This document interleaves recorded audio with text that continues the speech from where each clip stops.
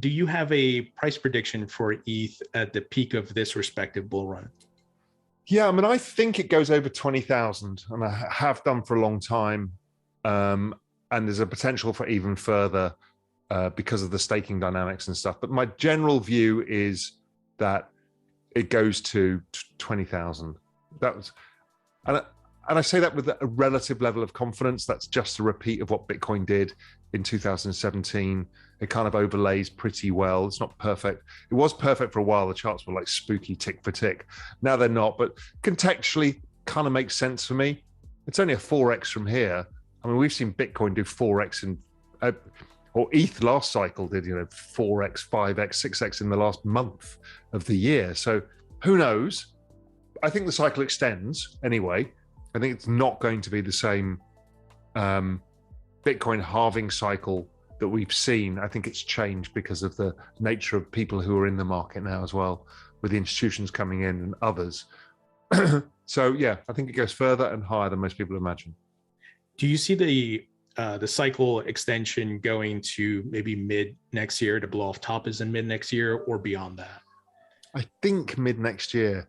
I think it's somewhere around the, if ETH we've just discussed is so important to the current environment of where we are, arguably it's more important than Bitcoin because of how much is being built on it and is driving prices because of NFTs and DeFi and all these things moving the price of ETH.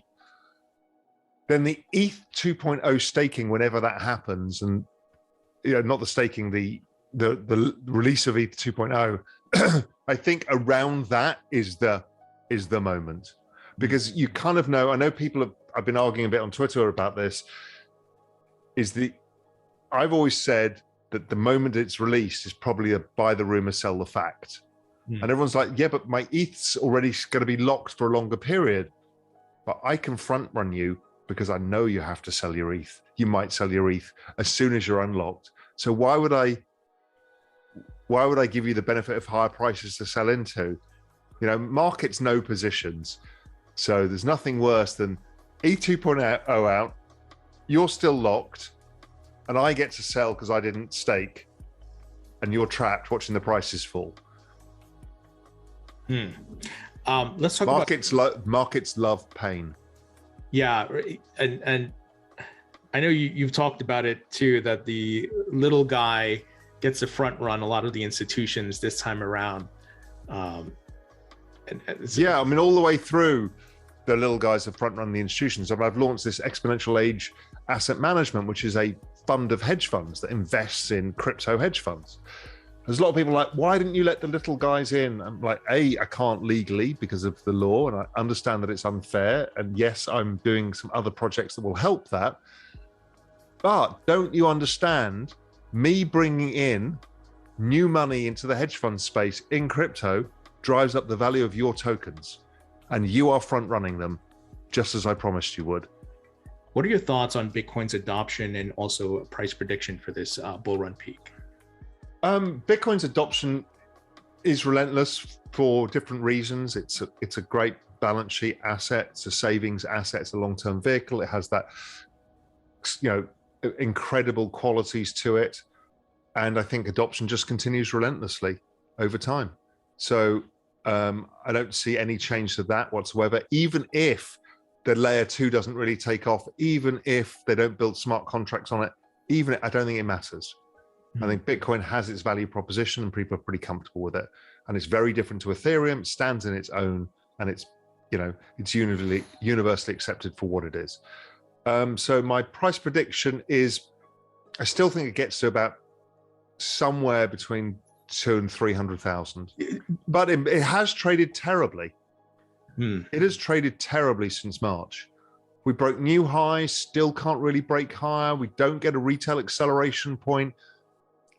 It doesn't trade very well. That's the weird thing about it. Now, that could resolve itself with an explosive upside move, which is what I think is going to resolve it.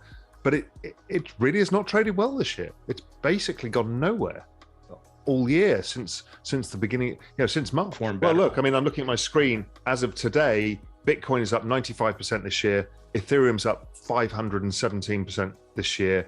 And XRP that's on my screen is up 335% this year. So Bitcoin's been the worst asset to own of the majors. You mentioned, we could see some explosive growth.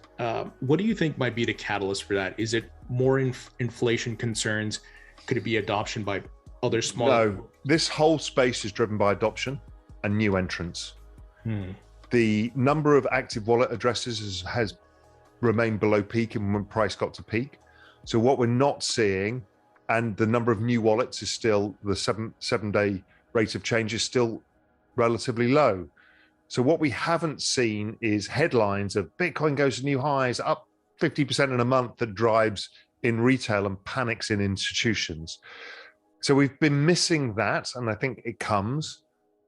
Institutions are allocating, but we're now, in the last 2 months of the year, in the last month of the year. So generally, if they're making their asset allocation decisions, they'll either put it at the end of this quarter or beginning of next quarter as they start fully allocating into this. So I know the institutions are all coming, they're all involved, but I think a lot of them are like 2022, yeah, we're going to allocate to Bitcoin.